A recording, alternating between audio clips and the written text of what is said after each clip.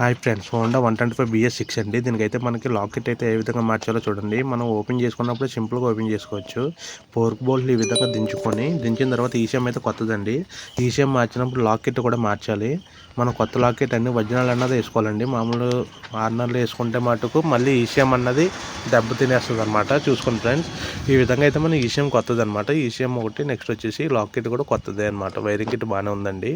ఈ రెండు మనం సపరేట్గా మార్చుతున్నాం అనమాట. ఎందుకంటే ఈసీఎం లాకెట్ కూడా లూజుగా ఉండకూడదు అనమాట. లూజుగా ఉన్న ఈసీఎం మాడిపోద్దండి. కొత్త ఈసీఎం కదా ఇది. కొత్త ఈసీఎంకి మళ్ళీ లాకెట్ కూడా మార్చుకోవాలి. లాకెట్ కూడా ఏ విధంగా మార్చుకోవాలో చూడండి ఈ వీడియోలో. మనం ఇప్పుడు లాకెట్ అయితే ఓపెన్ చేసుకున్నాం. ఇది కొత్త ఒరిజినల్ లాకెట్ అండి ఇది కూడా. దీనికైతే మనం ఓపెన్ చేసుకొని మనం పోర్క్ రాడ్ ఓపెన్ చేసుకొని హ్యాండిల్ బార్ చూడండి. హ్యాండిల్ బార్ బయటకు తీసిన తర్వాత ఈ విధంగా అయితే మనం ఓపెన్ చేసుకోవాలి. ఈ బిట్లు కూడా మనకి స్టార్ బిట్లతో వస్తాయండి. స్టార్ బిట్లతో అయితే మనం సింపుల్గా ఉంటుంది అనమాట. ఓపెన్ చేసుకోవడానికి స్లిప్ అవ్వకుండా ఉంటుంది. మామూలు స్క్రూడ్రైవర్తో అయితే మనం ఇప్పలేమో, కష్టం అనమాట.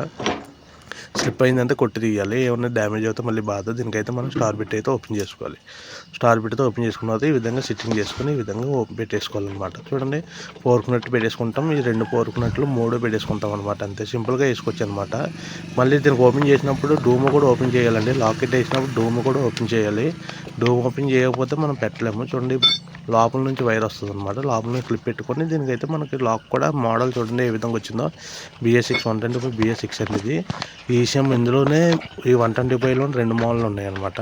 ఇది వేరు, ఈ 4 క్లిప్పులు వైర్ వేరు, ఇంకోటి 5 క్లిప్లు వస్తుంది అనమాట. చూసుకోండి ఫ్రెండ్స్, ఈ విధంగా. దీనికైతే డూమ్ ఎందుకు ఇప్పాలంటే కౌలు ఇప్పాలన్నమాట. మన స్పీడోమీటర్ కౌలు మొత్తం ఇప్పాలి. చూడండి, 4 బోల్ట్లు ఉంటాయి దానికి కూడా. ఆ స్పీడోమీటర్ కౌలు మనం బిగించేసుకున్నామండి. చూడండి, ఈ విధంగా 10 బిట్తో ఓపెన్ చేసుకుంటే సరిపోద్దండి. అది ఓపెన్ చేసుకుని సెట్ మొత్తం అలా బయటకు వస్తుందండి. ఈ విధంగా లాకెట్ అయితే వేసుకోవాలన్నమాట. చూడండి, ఇప్పుడైతే మనకి ఈసీఎం కొత్తదే, కొత్త లాకెట్ అండి. ఇప్పుడైతే ప్రాబ్లం అయితే లేదు. ఈసీఎం కొత్తది మార్చాం కాబట్టి ఇప్పుడైతే డూమ్ ఇది. ఈ డూమ్ కూడా ఇప్పుడు సెట్టింగ్ చేసుకోవాలండి. చూడండి, 4 వైపులో క్లాంపులు ఉన్నాయి లేదా ఊడిపోయి చెక్ చూసుకొని మనం డూమ్ అయితే పెట్టుకోవాలన్నమాట క్లాంప్ తోటి. ఈ విధంగా అయితే లాకెట్ అయితే వేసుకోవాలండి. చూసారు కదా, సింపుల్గా హోండా 125 BS6కి ఈ విధంగా లాకెట్ సింపుల్గా వేసుకోవాలి. ఓపెన్ చేయడం అంటే కౌలు సెట్ కూడా ఆ విధంగా ఓపెన్ చేసుకోవాలండి. డూమ్ ఓపెన్ చేసిన వెంటనే కౌలు సెట్ ఓపెన్ చేసి 3 బోల్ట్లు ఓపెన్ చేసుకొని సెట్ అలా పైకి వచ్చేది అనమాట. మీరు డూమ్ ఇప్పకుండా 3 బోల్ట్లు ఇప్పాలంటే మనకు వైర్ పెట్టడానికి ఇబ్బంది అయిపోద్ది. లాక్ ఓపెన్ చేసుకోవడం కూడా ఇబ్బందిగా ఉంటుంది అనమాట. ఆ ఇబ్బంది లేకుండా ఉండాలంటే మనం అయితే ఎదరు కౌలు అయితే ఓపెన్ చేసుకోవాలి. మీరు 10 బిట్తో ఓపెన్ చేసాం కదా కౌలు, ఆ విధంగా ఓపెన్ చేసుకోవాలండి. చూడండి, బోల్డ్ అయితే మనం లాకెట్ అయితే సెట్ చేస్తాం. ఈ విషయం అయితే కొత్తదే.